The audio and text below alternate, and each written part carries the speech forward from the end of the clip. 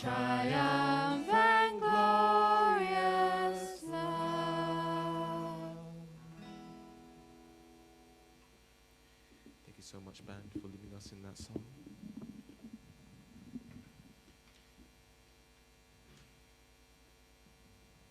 I'd like to officially say welcome everybody. Hello. Welcome to our lovely Central London Holy Community Sunday service. And as we like to do, we like to take a moment and a day beginning to be able to greet each other. So we're going to take a few moments now to greet each other. Although we are free from COVID-19, please still be aware that some of us are still very sensitive to social distancing and things like that. So please make sure that we still recognize that and respect other people's boundaries, so we can still say hello and greet each other. But I guess also please remember that. So please, let's take some time to greet each other.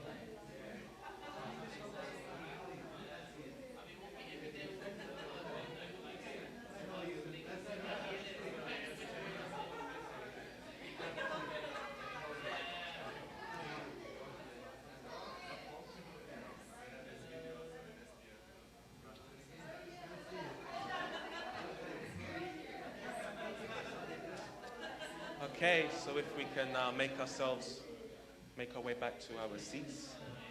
It is really lovely to see everybody here. Just obviously, right now, the spirit just seems a lot more lively now that, we're a little bit more free from COVID-19, from so many restrictions that are, sometimes making it harder for us to really worship and connect to each other. Of course, I still want to recognize and say hello to everybody that is joining us on our live stream at home. Hello, and thank you for joining us today. And of course, we greet you as well. Thank you for coming as well. So I first would like to start off with the family pledge. So if we could all rise and say the family pledge number 1.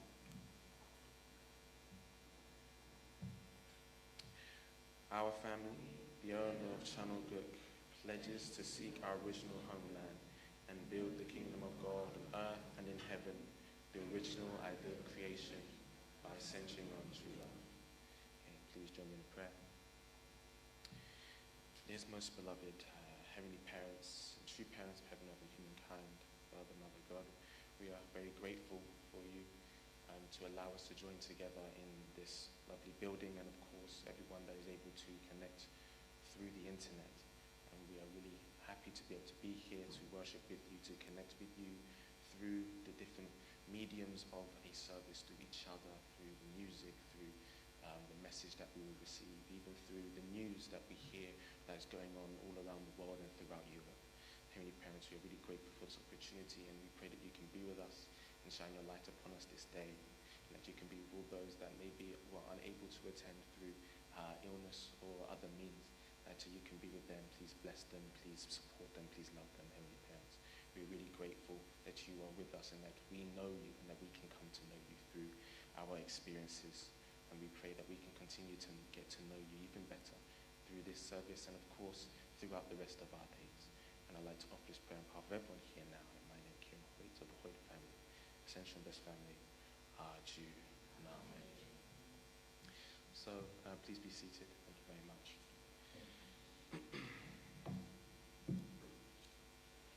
But now I'd like to take this opportunity to share some announcements.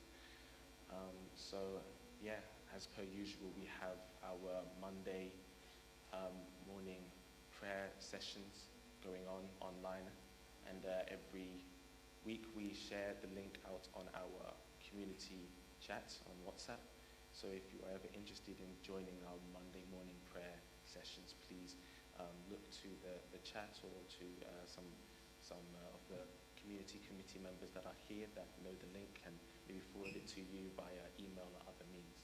It is a great opportunity to, gain that early booster for your week ahead. There's more things we can do than just, coming to Sunday service. We can, worship God on a Monday. We can worship God on a Wednesday. Speaking of Wednesdays, there is also the weekly prayer meeting with Mike Balcom and Mrs. Fumiko Balcom. And every week we share a little bit of news from things that are going on throughout Europe, a little bit of inspiration, and obviously a lovely little bit of prayer as well. So again, there's another opportunity that we can take to rejuvenate ourselves throughout the week, within the week, with a little bit of God, a little bit of Holy Spirit that can keep us, connected a little bit more. Moving on, we have some weekly announcements, some sort of more national announcements, so to speak. So on Saturday, the 21st, to Sunday, the 22nd of August, there is the Hyojong Chombo Special Grade Works taking place. And also, the following week, on Saturday, the 28th of August, will be the annual Gathering Festival. So those are some dates for your diary, if you are ever interested in attending these. It's also the 9th anniversary of True Father's Ascension. We are encouraging our members to send a letter or greeting card to True Mother with a message of love and support on the occasion of the anniversary of True Father's Ascension. We also kindly request donations are sent in recognition of the anniversary. So yeah, that's of course, as we know, our founder and leader, Reverend Moon, or as we called him True Father, passed away 9 years ago. Every year we want to recognize that moment and share and sort of celebrate the ascension, as we call it. And of course, his wife, True Mother, or Mrs. Haksha Hanmoon, Dr. Haksha Hanmoon, working very hard as well. We want to also send some greetings to her, so please do that. Talking about the Hyojong Chombo Great Works, like I mentioned the dates earlier, the 21st to the 22nd of August.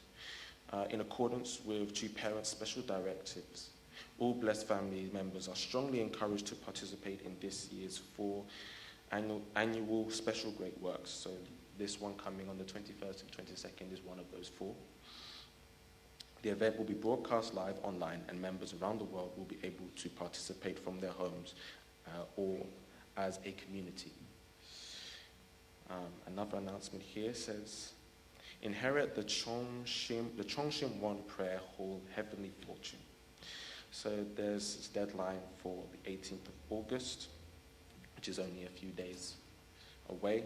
A few months ago, True Parents invited each nation and community around the world, large and small, to receive the grace of being permitted to create a permanent extension of the Chongshim 1 Special Prayer Hall at the HJ Chongwon in Korea as a holy place for each of our families and communities to pray. So this is something we can also do together. Rent a room at Lancaster Gate. For those interested, we currently have rooms available at our Central London property, Lancaster Gate, which is here, which is lovely. The property is located in the heart of London, near fantastic transport links and close to London's tourist hotspots. And another little perk, the Central London community convenes here, so I guess easy travel to Sunday service. Annual Gathering Festival. As mentioned before, the date is the 28th of August 2021 this year, from 10 a.m. to 7 p.m. It is time to do what we do best, unify. We are delighted to invite you to join us in this Saturday, the 28th of August at Cleeve House for this year's annual Gathering Festival. Tickets are now available. So there is a link to the Family Federation community website where you can purchase a ticket to the annual Gathering Festival. Young Adults Retreat is going ahead, which is great news.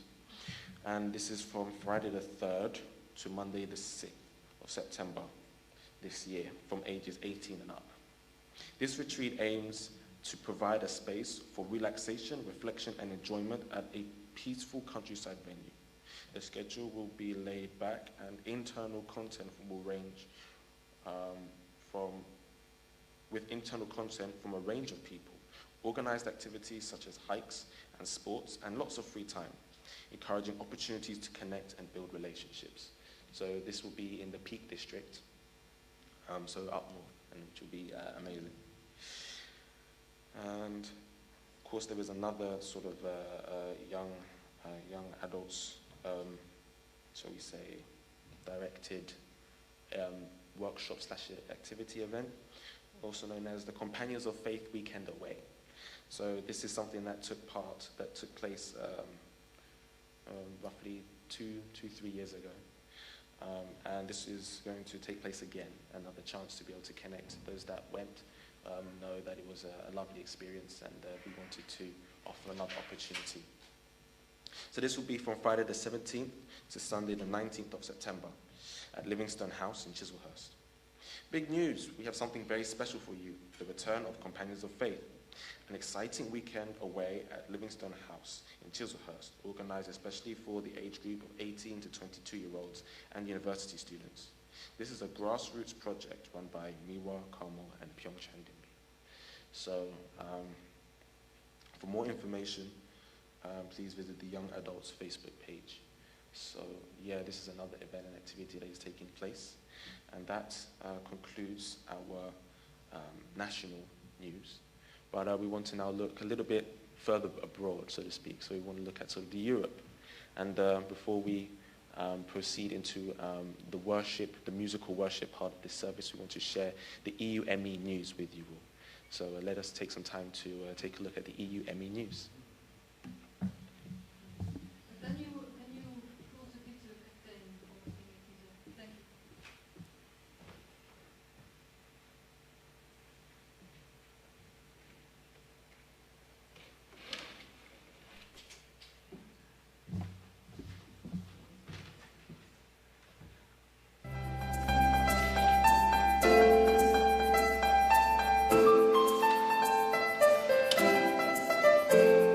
Hello and welcome to Europe and Middle East Weekly News. My name is Jacqueline Nanes. And I'm Monica Nanes from Hungary.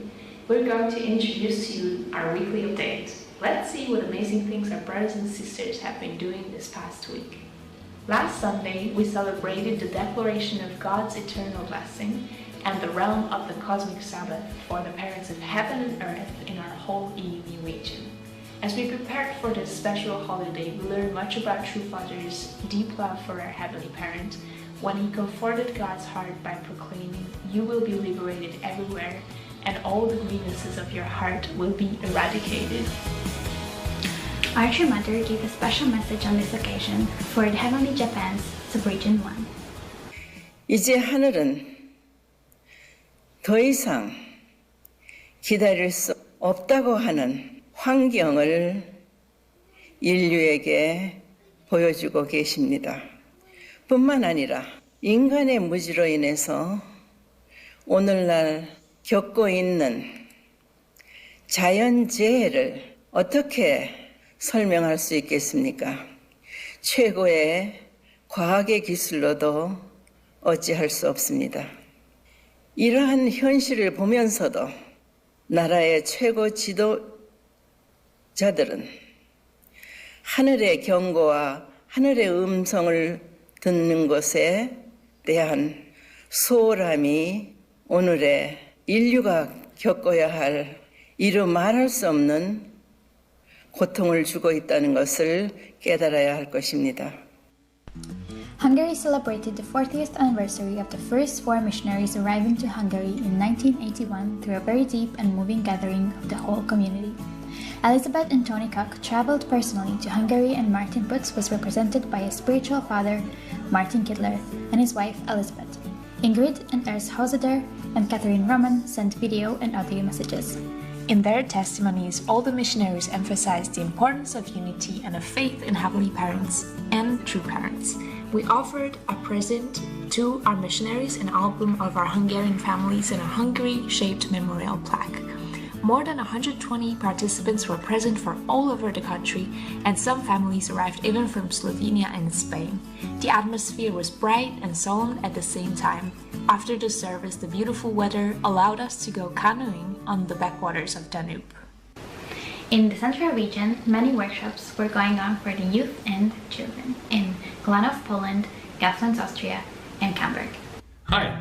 Last week we had our annual German Children's Workshop, where the children were challenged to learn how to bring true happiness to others. That's right. And our second and third generation staff is not only very talented in many different areas, but on top of that, with such a young age, they already have an embracing heart. They are able to give so much love to their younger brothers and sisters.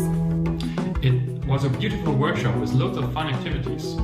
And we were so amazed how a very loving atmosphere was created when we all worked together to spread true happiness.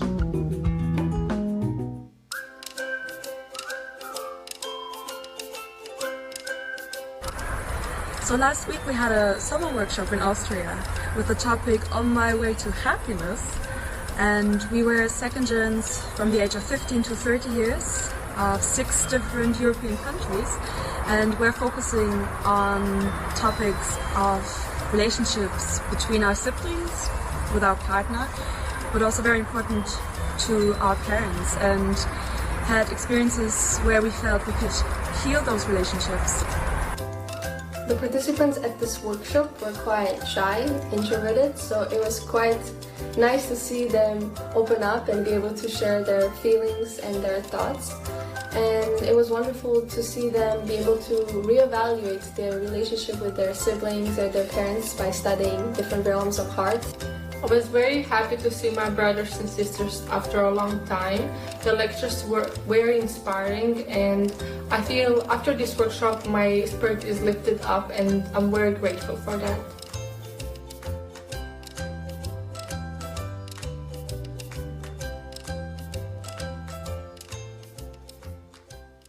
Hello. Dear brothers and sisters, warm greetings from Poland, Glanów. We're greeting you from the first international workshop here in the training center for over a year. We've had some really good times with interesting lectures, fun activities, some time in nature, and we're really glad to be having this time together finally. Have a great week! Ingredients for Change 2021 Poland!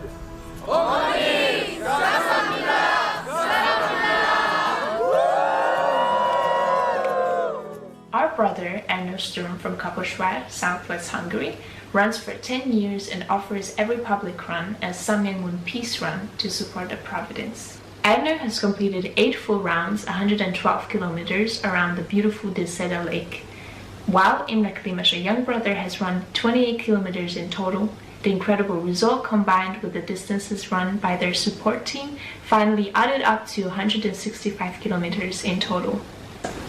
Peace Hike on August 7th in Lauterbrunnen, Switzerland was organized by IAYSB Switzerland to celebrate the International Youth Day in a very intergenerational way.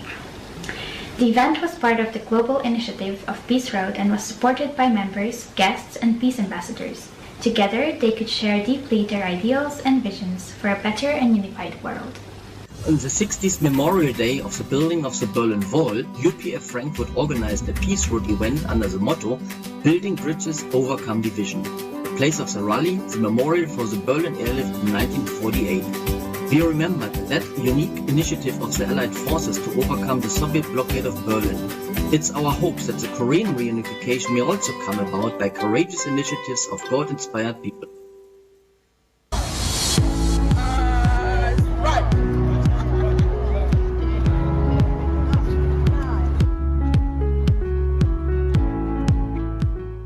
Hello everybody, Fumiko and I are just back from the Peace Road UK. What an experience it was. As you all know, we started on the west coast, out on Bowness and Solway, across the river from Scotland. We walked all the way to Wallsend in Newcastle. We were just a handful of people in the beginning, but by the end, we'd grown to almost a big army, and it was such a fantastic experience. Along the way, we had such beautiful scenery. There were some very steep hills to climb, and some days I felt like my legs were going to fall off. Our true mother's spirit was always with us. It's an incredible experience. And we are a wonderful team of brothers and sisters, different ages, and we always challenged each day.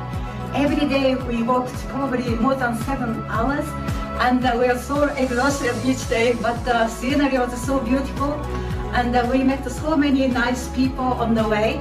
We met 2 mayors, Carlisle and Newcastle. Wonderful people, and we really want to be grateful that they came, and they have inspired us so much, and we had a good time together. Thank you, everybody. See you soon.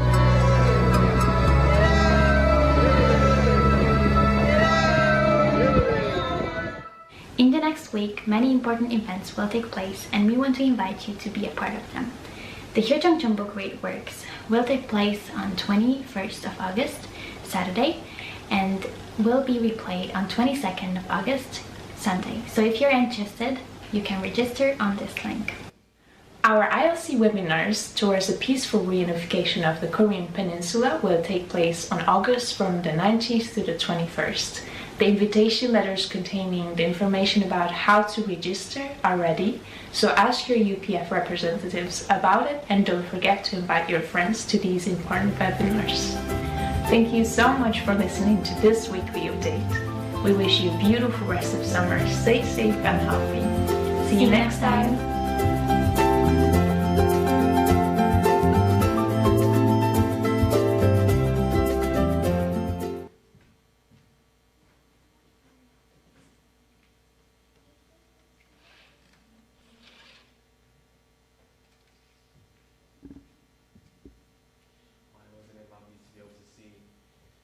So many amazing things that are going on all over Europe.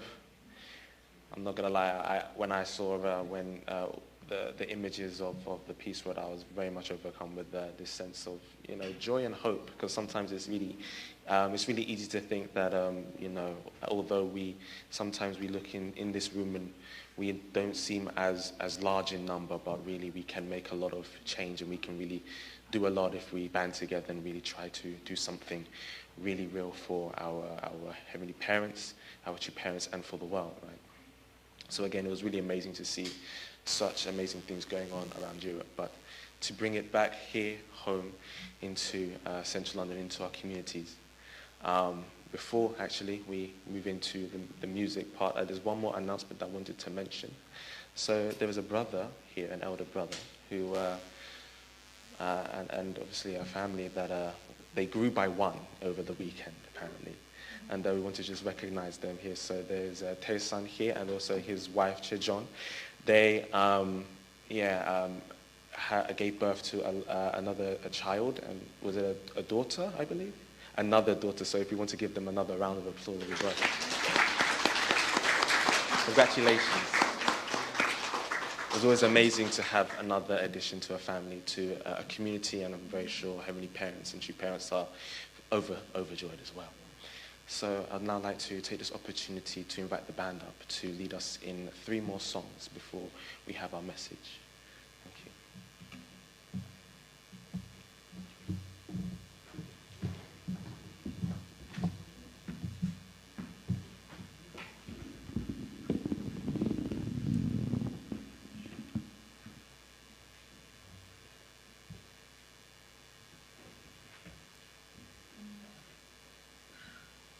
Okay, we're going to start with I Have a Hope. Please all rise.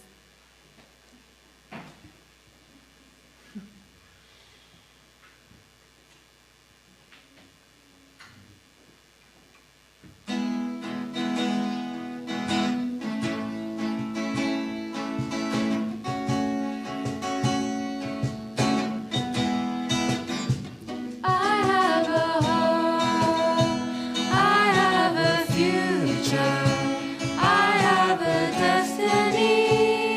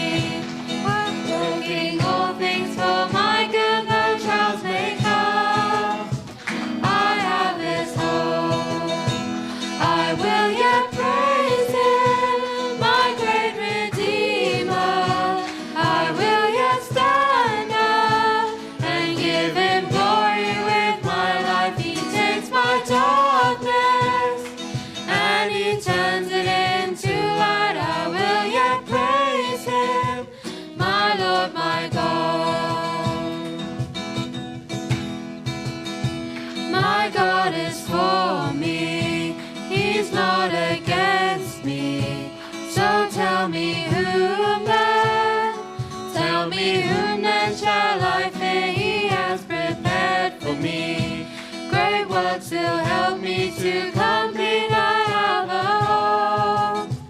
I have this hope. Goodness and mercy, they're gonna follow me, and I'll forever dwell in the house of my great King. No eye has ever seen. Oh, He's preparing there for me, though trials may come. I have this hope. I will yet praise Him, my great Redeemer.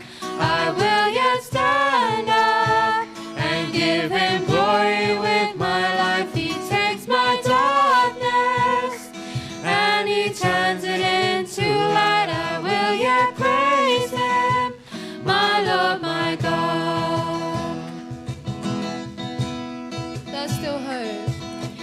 There's still hope for me today, 'cause the God of heaven loves me. There's still hope for me today, 'cause the God of heaven loves me. There's still hope for me today, 'cause the God of heaven loves me. One more time.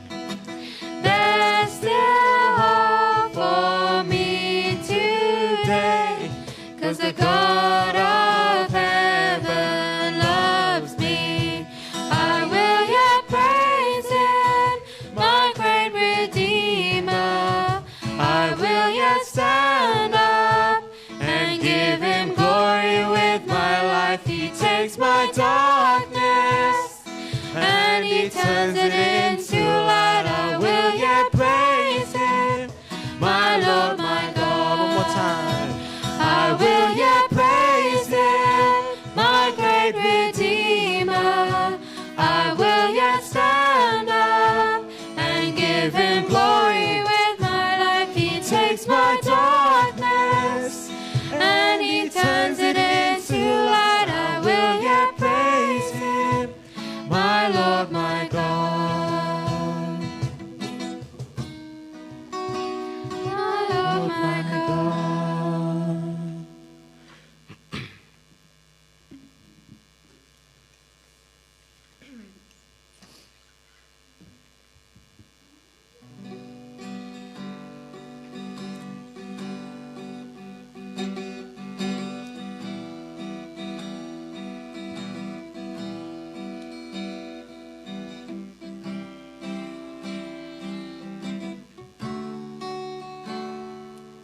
The splendor of a king, clothed in majesty, let all the earth rejoice, all the earth rejoice.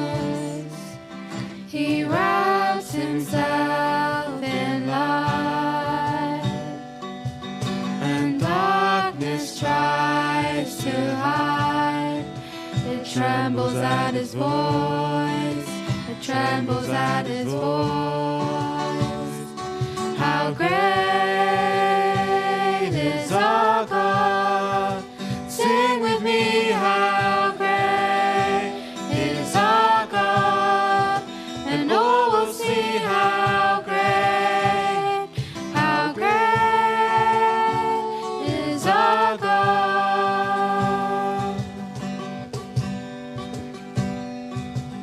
And age to age He stands, and time is in His hands, beginning and the end, beginning and the end. The anguish of the one, the Father sent His Son, the Lion and the Lamb, the Lion and the Lamb. How great is our God! me how great is our God, and all will see how great is our God. Names. Name above all names. You are worthy of all praise. My heart will sing how great is our God.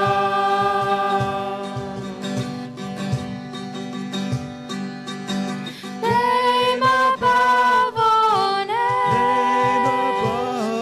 You are worthy of all praise. My heart will sing how great is our God.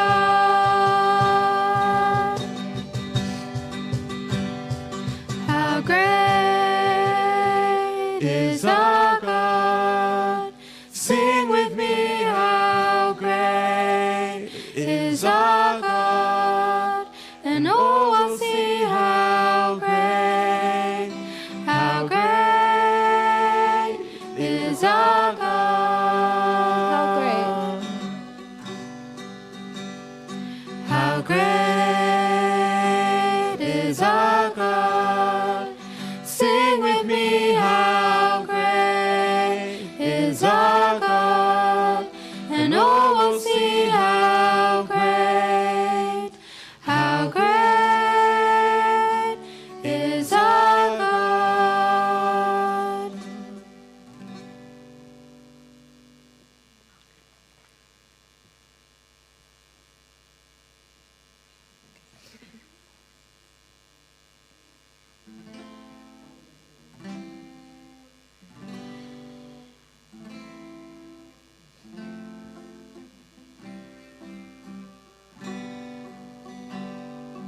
Bless the Lord, oh my soul, oh my soul.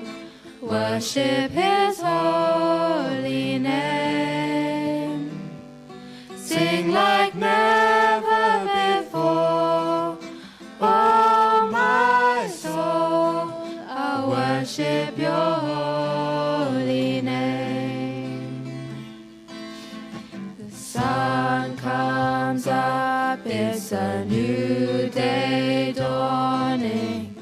It's time to sing Your song again. Whatever may pass and whatever lies before me, let me be singing when the evening comes. Bless the Lord, oh my soul, oh my soul. Worship His holy name. Sing like never before, oh my soul. I'll worship Your holy name. You're rich in love and You're slow to anger. Your name is great and Your heart is kind. For all Your goodness I will keep on singing. 10,000 reasons for my heart to find. Bless the Lord, oh my soul, oh my soul.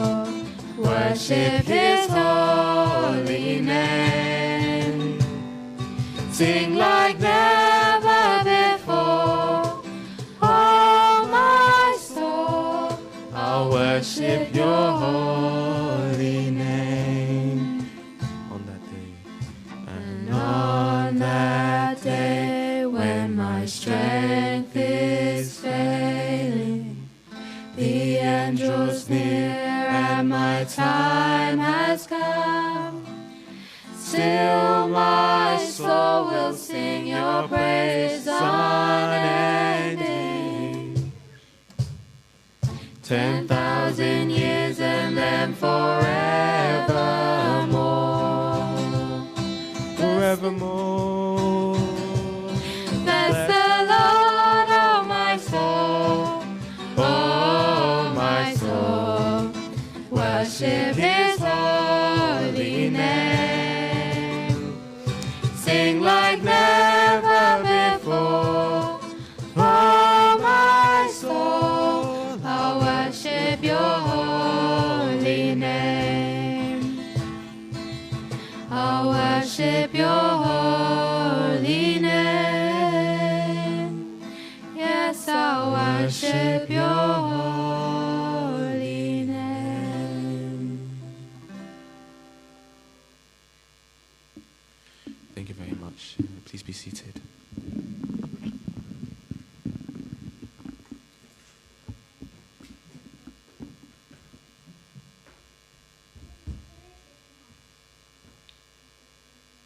So now we have reached a very important moment in our service, our worship service, which is a message which will be given by our sister Caroline Hewer.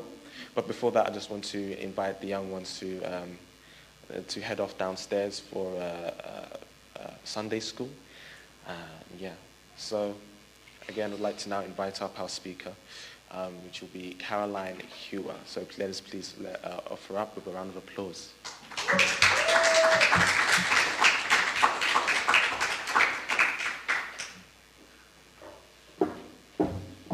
Thank you, Kieran.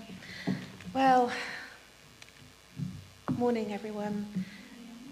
It's such an honour to be here today. It really is. I feel quite emotional because it really is an honour to be here. When Mitty dropped me a message asking me to do the message,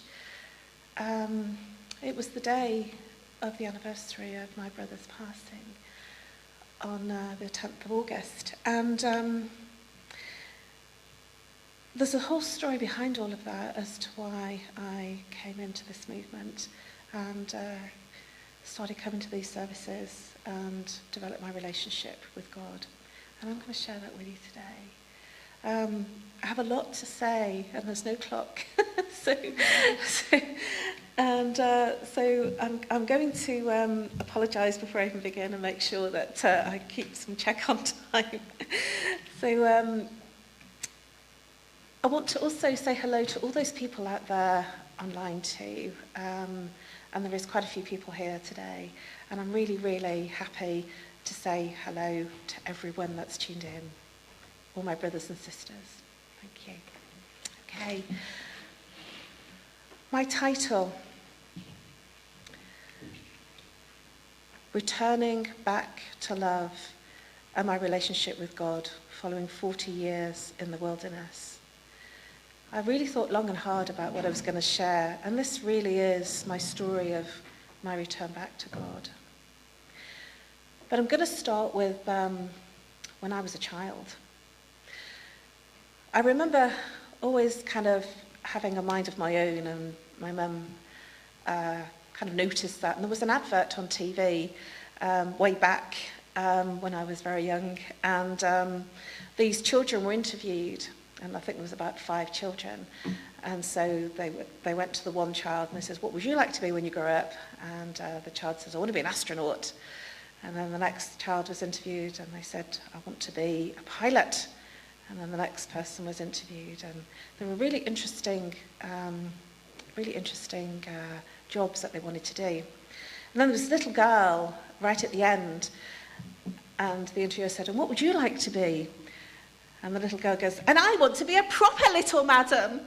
And my mum said, "That's you." Because I was a proper little madam. And I'm sure when my mum hears this, she will laugh, because I was very different, and I had my own mind and what I wanted to do. And at age 5, I had 3 other siblings, 3 brothers, and they were all very young. And I felt that I just wanted to experience something different, something more.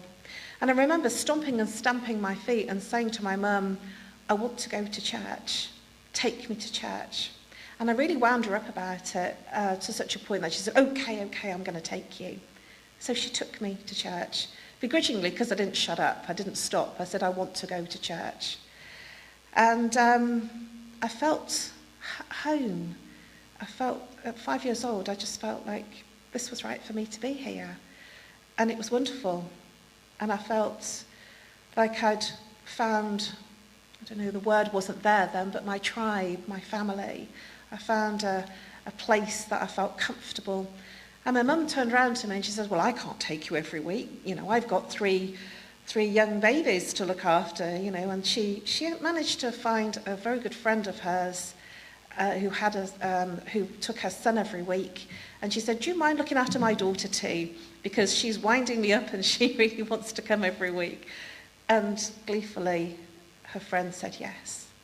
And therein lies my journey. I did my journey on my own, without my family, but with other people's families, because it felt right for me. And this story of me doing things outside of my normal family thing was to haunt me and to take me through my journey. I was actually really devoted to the church between 5 and 15. I went to church 3 times on a Sunday. I sang in the choir. During the choir, I was at choir practice. I joined the church youth club, and my whole life revolved around the church. And in fact, such a point that my mum was quite worried that I was going to join a convent. She said, I think I've lost my daughter to the church. And she was very concerned for many years that I wasn't going to have what she considered a normal life for her daughter. But something changed. Something dramatic changed. When I was 13, I was considered an elder in the choir and an elder in the church. And in that change of age came responsibility. And not responsibility that I felt comfortable in taking on. And that responsibility was to be confirmed. I went to Church of England, so it's an Anglican church, and as much as I grew up in the stories and collected my stamps and I did all the right things and really lived in a very Christian way, I kind of took everything very seriously. And so when they asked me to get confirmed, I asked questions because I was a bit of a questioner, and I still am. And the question was, well, what does it mean to be confirmed? I don't understand. Tell me, educate me, because I want to do this right, because it's important. And so I kept asking friends. And the answer I got was, you just have to they ask you 3 promises. You just say yes, yes, yes, and then you'll get your bread and wine. I thought, well, you know, that doesn't feel right. That just doesn't work for me. So then I asked more people, because a lot of my friends were older than me in church, and they just, you know, kind of just went along with the flow and followed as everybody else did. And I don't have a judgment in that. It was just that for me, I was a very literal girl, and I probably still am in a lot of ways, even today. And I wanted to understand before I said yes, yes, yes, and got the bread and wine. I wanted to be sure about what I was saying yes to. So I asked one of the elders, one of the very mature ladies who taught Sunday school.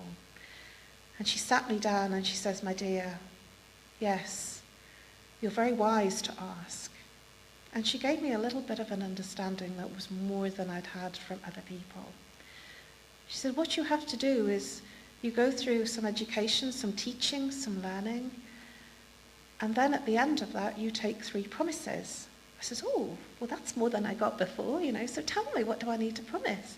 She said, the first promise is to let Jesus into your heart. I said, well, that's easy. He's in my heart.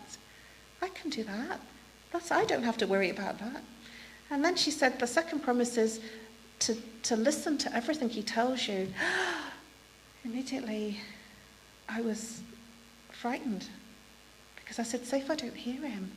Say if I'm busy with my headset on, listening to my music. Say if I'm playing with friends and I miss what he's saying to me. And then she said, the third promise is that you do everything he tells you to do. And I thought, if I don't hear what he's saying, how can I do everything he tells me to do? Oh my gosh, I'm not ready. And I remember really getting quite distraught about it, to such a point that I turned round to the vicar and said, I'm not ready, I'm sorry, I can't do this yet. I'm too young. And it's one of my catchphrases, I'm too young to do this, give me more time. And he said, but you're not too young. You're an elder. You have a responsibility. And I said, well, let me study more. Let me, think about this and let me feel comfortable, because I want to do this properly, because it's important. And so from age 13 to 15, I was on this journey of wanting to understand more, wanting to make sure I made the right decision, and actually take my confirmation seriously enough that I held back from doing it. And at 14, the vicar said, you're no longer welcome in the choir because you're not setting an example. And as much, I think back, it was very heart-wrenching, because I'd been in church from 5 to 14 at that point, and it's very difficult to kind of almost be ostracised because I wasn't ready. And it was difficult, but I left the choir because he asked me to, so I did. And then I sat at the back of the church with my friends because I couldn't give up the church, because that was my life. And then he saw me during the social time, the fellowship time, where the tea and coffee and biscuits were served. And he said, Caroline, you're not welcome here anymore. I want to backtrack a little bit, because before he did these things, he visited my family. He visited my mum and my dad before I came home from school. And he had a long chat with them, and then I walked in from school and I said, what are you doing here? How come you're here? Because you see, my mum and dad hadn't really followed me in my church career, let's say. And even though that was very important to me, they were accepting that that was good for me, but they didn't come with me. They just said, that's your thing. And so when I saw him, I said, well, why are you here? And he said, well, I'm here to to get your parents to talk some sense into you. And I said, right. Feeling a bit embarrassed at that point, because I knew what was going to come next. And my mum said, he seems to think that we have some control and some hold over you going to church. But I've told him squarely that church is nothing to do with us. That's your thing. And we don't tell you to go. You decide to go because you have your own mind. And actually, we're pleased that you're making some other decisions and thinking about it. And I looked at the vicar and I said, I can't believe you're here. Why have you come here? This is my work and my choice, and my parents will never be able to persuade me whatever to do. And I'm really taking this very seriously. And so serious was I that then the onslaught of you're not welcome here, to the point that it was very, very difficult to go to church without having, it's very hard to say because it was so long ago, but it still hurts, the looks of disdain, the looks of you're doing wrong, this is not okay. But I still felt in my heart that I wasn't ready.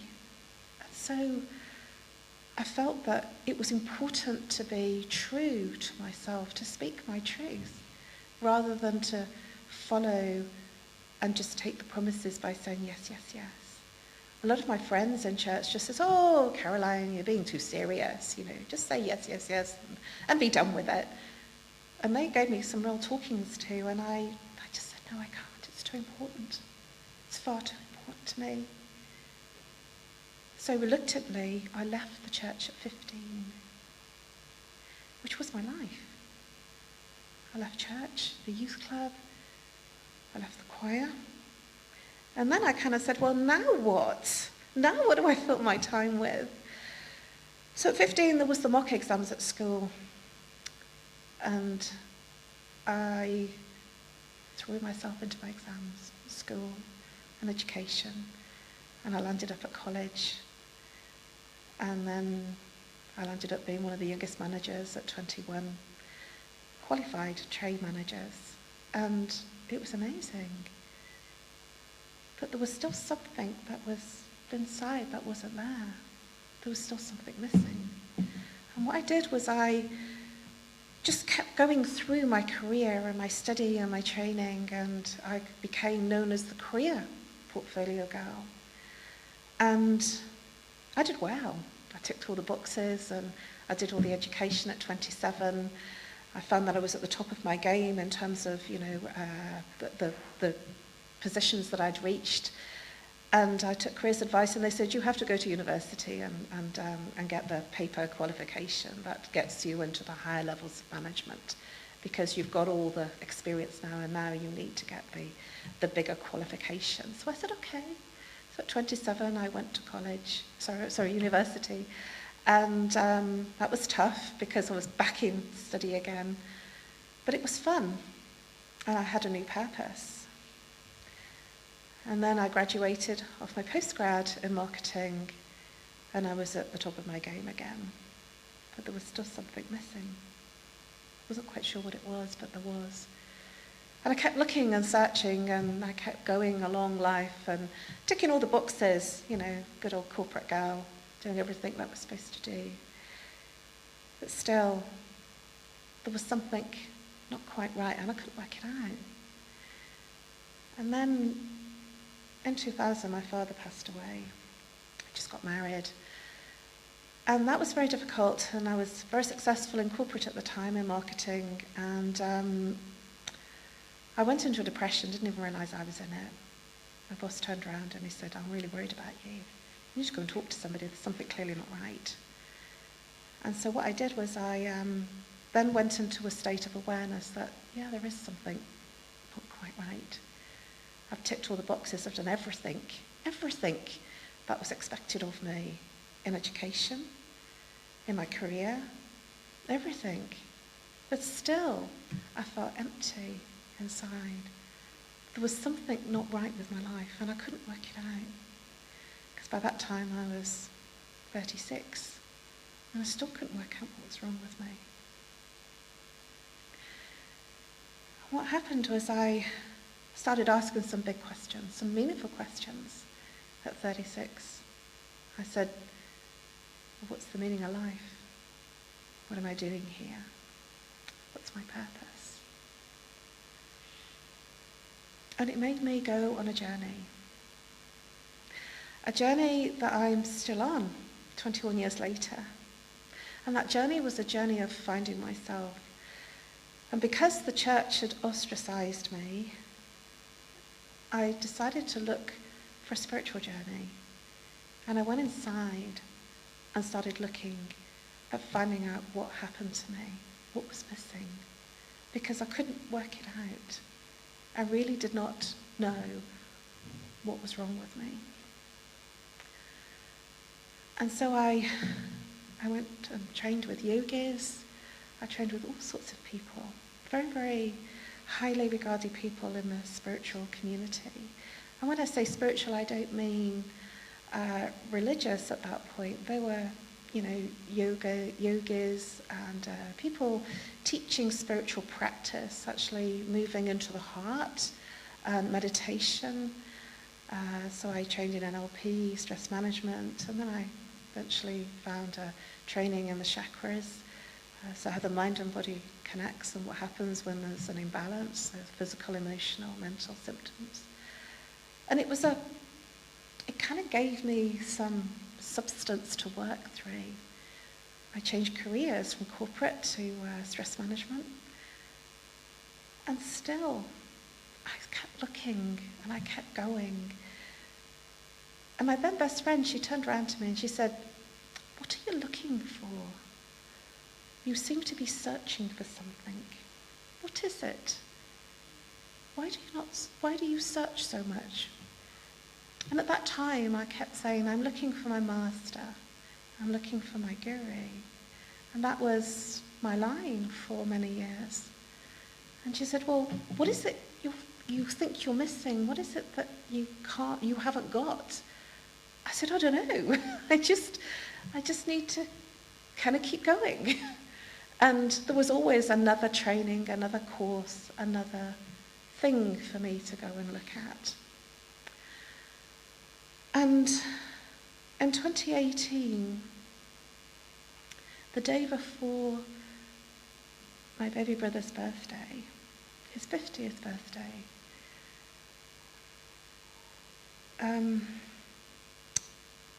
my baby brother passed away with a massive heart attack. And because of all the work that I'd done, I was very emotional. I actually grieved. I really did grieve. I remember screaming when my mum told me. It was such a shock because it was my baby brother, and you don't kind of expect that, when you're a sibling, you don't expect your baby sibling to pass away. It's very difficult. There's no words that can comprehend that experience. And my mum, she was totally beside herself because, she said, you don't expect to be burying a son. And the family had some challenges, and we still do, because it isn't easy.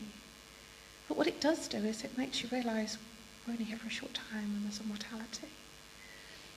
And I remember saying, well, I've got a lot to do, I better get on with it.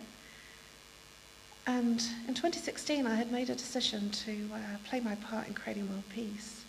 So that gave me a stage, and I landed up speaking on stage and working with promoters, and it gave me a whole new lease of the way that I was going to work.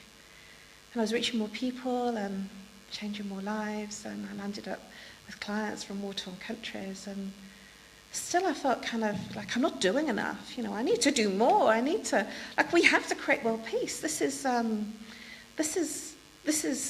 right. We have to do this. But I felt like I was still playing a really small game. And then on the day of my brother's funeral, we talked about the date being the 11th of September. And on the morning at 11 o'clock, I realised it was 9/11. It was kind of something that just came into my awareness. It was 9/11. And I says, oh my gosh. And I remember saying to my middle brother, it's, do you realise it's 9/11? And he said, yes. He said, that came to me this morning. And I said, well, that's it. I need to step up and do more because I'm not doing enough. I've decided to create world peace, to do things, but I'm not doing enough. I said, I'm going to allow myself 3 months to grieve because that's important. And then I'm going to find some organisations and some people I can work with and do things with because I've realised I can't do this on my own and I need to join an organisation, find a tribe, find people that have the same kind of things that I'm thinking. And so on the 28th of December 2018, I did a little bit of research on Eventbrite, and UPF came up. And I thought, well, I read the description and what they were doing, and I thought, that sounds about right. It sounds like it's a good organisation to go and have a meeting with and get myself aligned with. So I went to my first meeting, their first one in January. And I felt like I felt that day in church that I felt like at home. But at that time I didn't know they had all that background. I just felt home, another family. And I felt like there was something that gelled. And at that point I didn't know what it was, but there was something that felt good and felt right. And it worked somehow. And I was invited to, by Margaret, lovely lady, Margaret Ellie, to share my story on my first on my first meeting. So I stood up and I shared what had happened in my family and why I sought out coming to a meeting. And therein lies that instead of the questions that I normally got, I was really well received. And that was something extraordinary, because there were questions when I told people what I wanted to do previously, but nobody questioned me. Everybody was really welcoming. And I thought, gosh, this is a bit different. This feels good. This feels wonderful. And I really quite like this. And I felt at home. And I said, I feel like I've found a family, people that kind of get me. And those are my words, people that get me. Because I've wandered around in life with people that never really got me. And they always said, I lived in Caroline World, and maybe I have done for most of my life.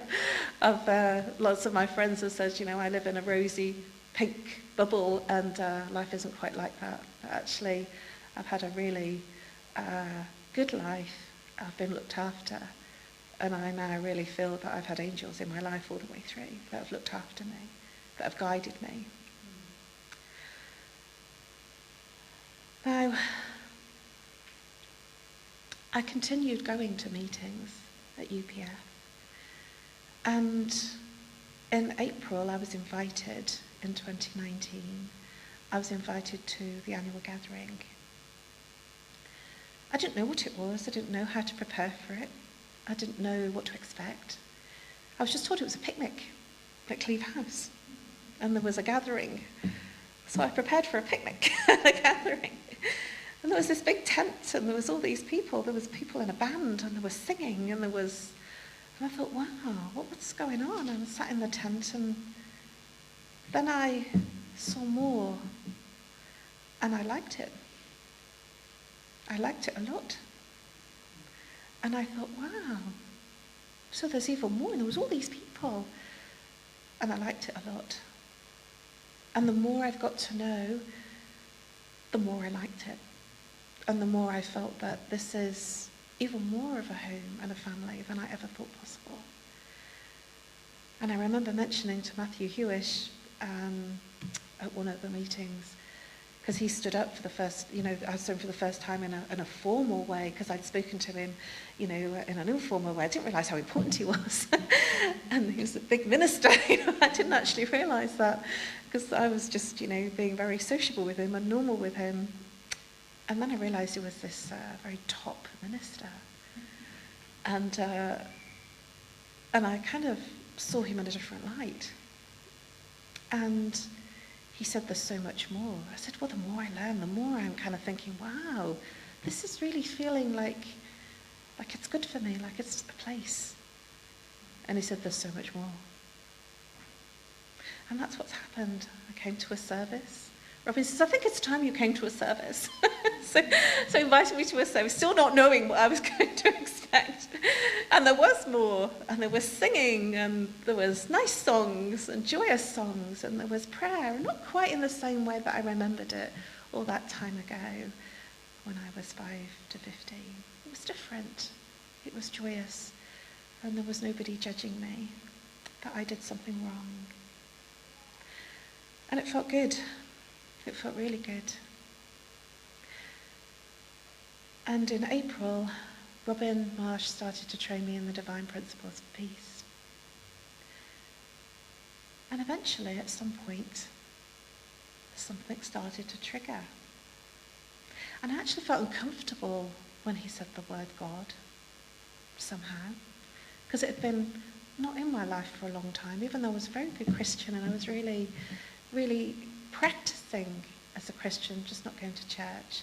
There was something a little uncomfortable. And slowly, I reunited with God and my faith and my love for God. So much so that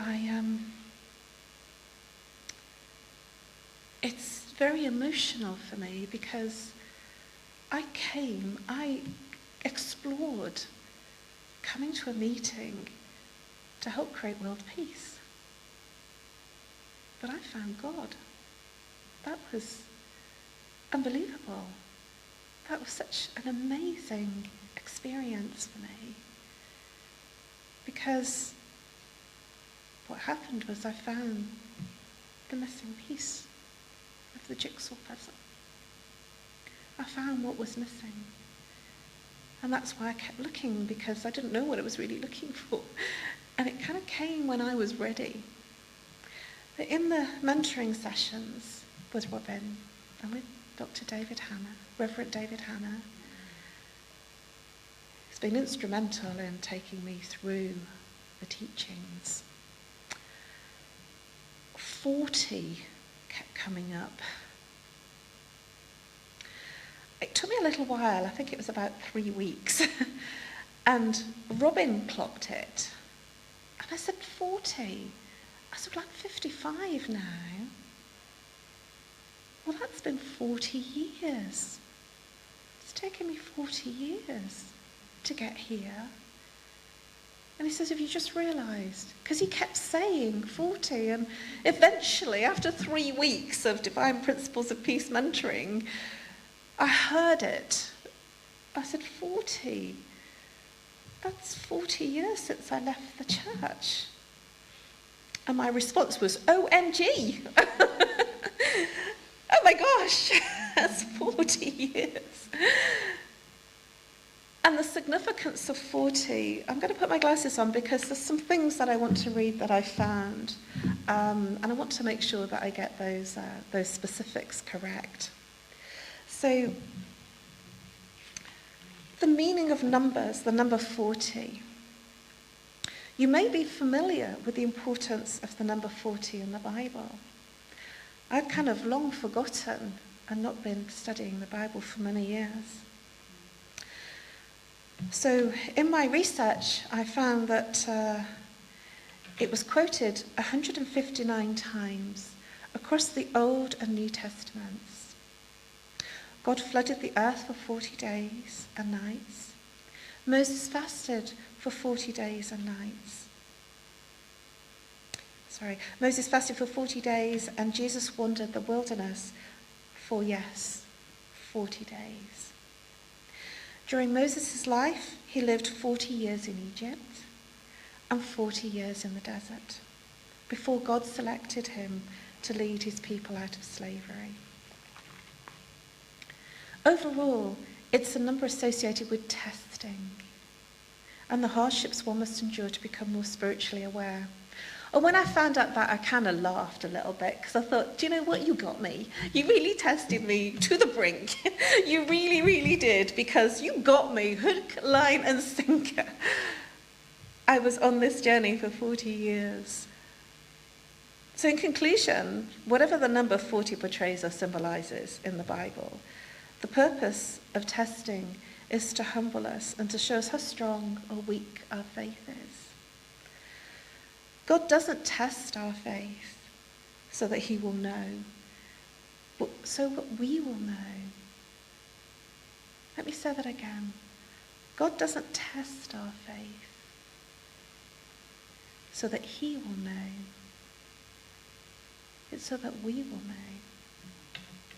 That was very powerful for me.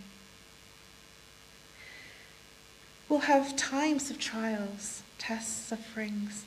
We may be wandering in a spiritual wilderness for a time, like I was, but different to Moses, but the same kind of wilderness. But rest is coming. The true rest is found when we place our trust in Jesus Christ. And you know, that feels so humbling to be here saying that now.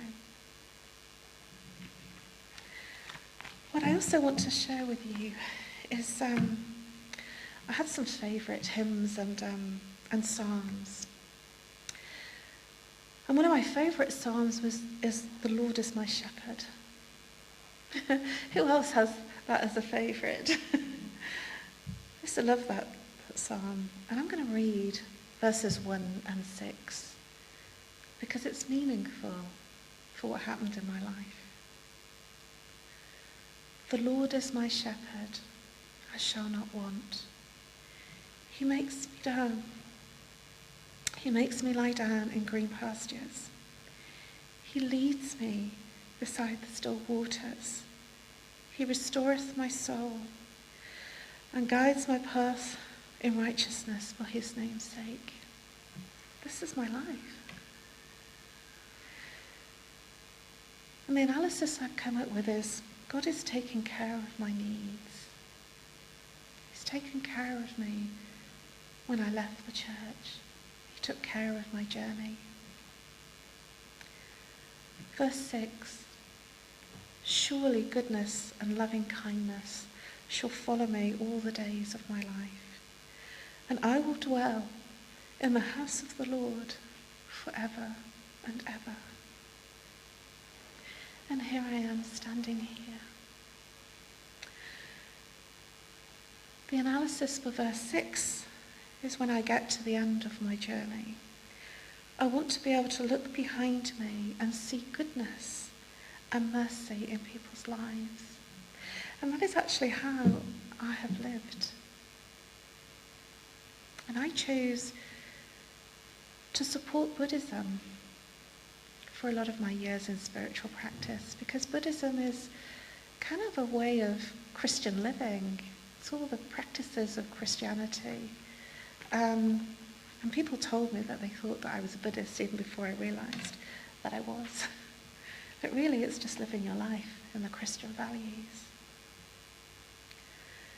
And finally, and I don't know how long I've been here. I've just been in a stream of consciousness, so forgive me if I've overrun. But there's one final thing I want to share with you, and I had a favourite song. There are many songs that I loved. This is one that always used to reduce me to tears. Abide with me. And I'm going to read you the first verse. This hymn is a prayer for God to remain present throughout life, through trials, through death. A prayer for the strength we need to be joyful. Your daily prayer. The more we surrender to God, the stronger we become. Abide with me. Fast falls the eventide. The darkness deepens. Lord, abide with me. When other helpers fail and comforts flee, help of the helpless, oh, abide with me. I feel it's taken me 40 years to get here. It's almost like this is my true calling.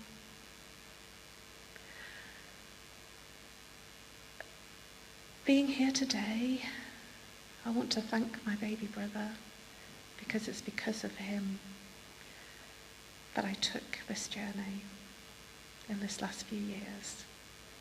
I want to thank all the people, everyone that has brought me to this place today.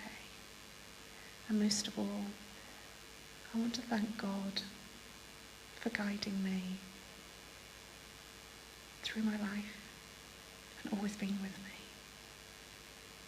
Aji.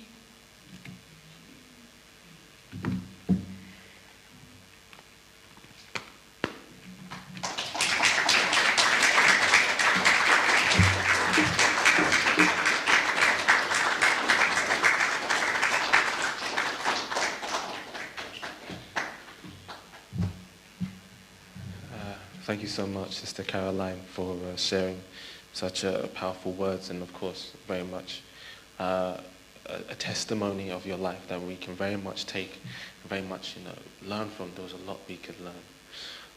One point that I very much reached me was the importance of taking our faith seriously when it comes to committing to certain things. Really being aware of what we're committing ourselves to and really trying to uphold those values and not just trying to go with the flow. And in that way we can really own our faith and own our relationship with God and build a real relationship with God, not just one that's built on fake words and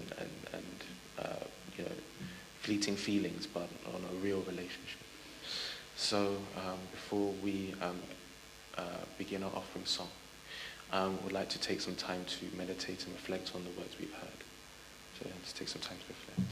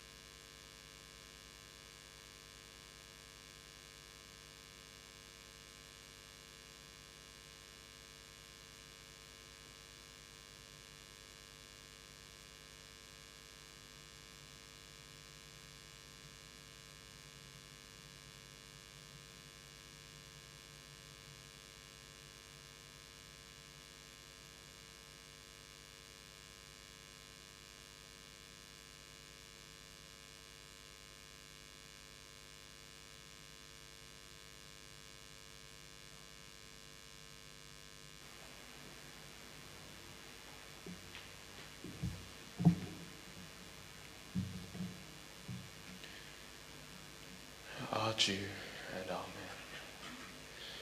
So again, let us show our hands of thanks with a lovely round of applause again for Sister Caroline and her message.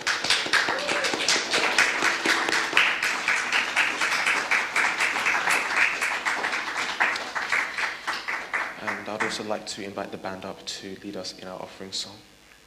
And as they're coming up and getting prepared, I'd just like to mention that the offering basket is at the front here. So if you do have any money to donate and offer, please come to the front to offer with a sort of respectful bow. Please place your offering into the bowl and return to your seats to continue singing the song. And of course, those that are joining live stream online, we do have ability to offer our donations through PayPal and transfer. So if you maybe want the details, then please again contact the community committee, and then we can send those details to you. And now we'll have our offering song, The Father's Dwelling Place. So please rise.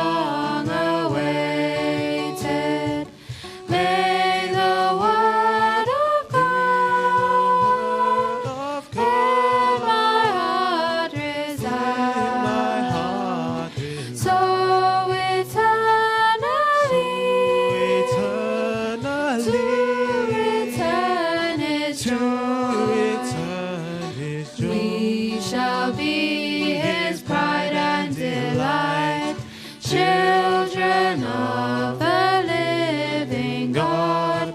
Into the world of Eden we came. Let's go singing together.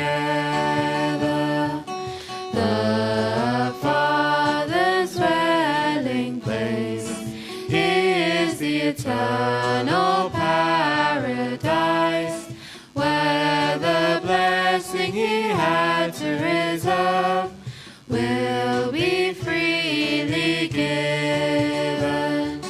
May the word of God in my heart reside, so eternally to receive His praise.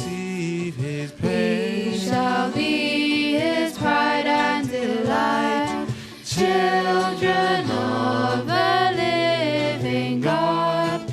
Into the world of Eden we came. Let's go dancing together.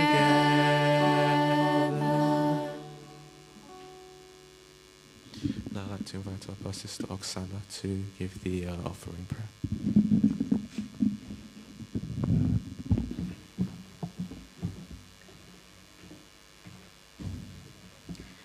Our beloved Heavenly Parents and dear earthly parents, thank you so much for letting us to be here today and joining this wonderful family. And we really learned so much, and yeah, it's incredible how in many ways you reach in the hearts of people.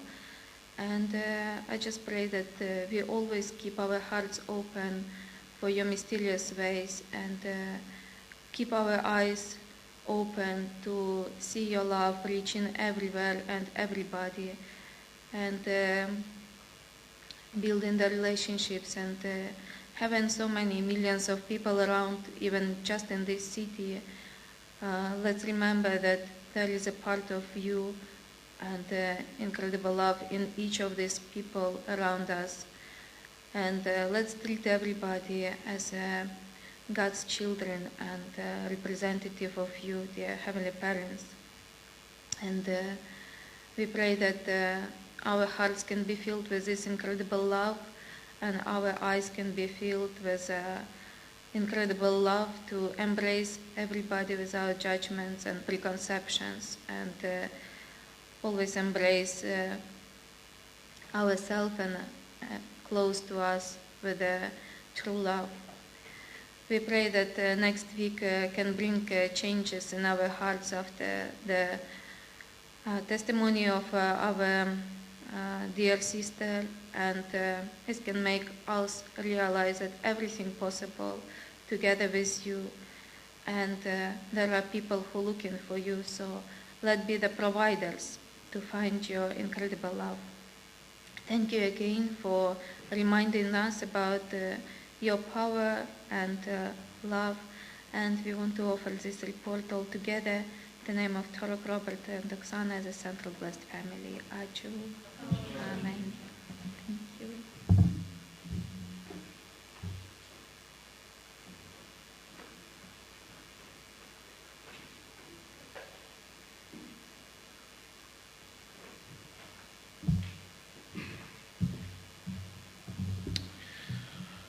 Okay, so thank you so much, everybody, and I guess this officially concludes our service for this day. Thank you so much, everybody, for coming. I'd like to just take some final words to say thank you to the team at the back, Joseph and Chris, for working so hard, making sure this service is moving smoothly, and of course everyone online that are able to connect and stream through. Thank you so much. Also, again, I'd like to say thank you, Caroline, for your lovely message and testimony, something that will stick with us for many days to come, and that we can very much look back on and think, what ways are we in a wilderness, or in what ways is God trying to test us? So again, thank you so much, Caroline. And I'd like to say finally, thank you to the band for providing such beautiful music. I feel like this today was a little bit special, I think also because we had a community here that was able to sing, finally, for once. You know, we were able to express ourselves. So again, thank you, band, for such amazing work. And of course, thank you, community, for coming and sharing with us and worshipping with us. So thank you very much. And again, thank you, everyone online, for tuning in as well. And we hope you all have a lovely and beautiful week ahead. God bless you, and thank you very much.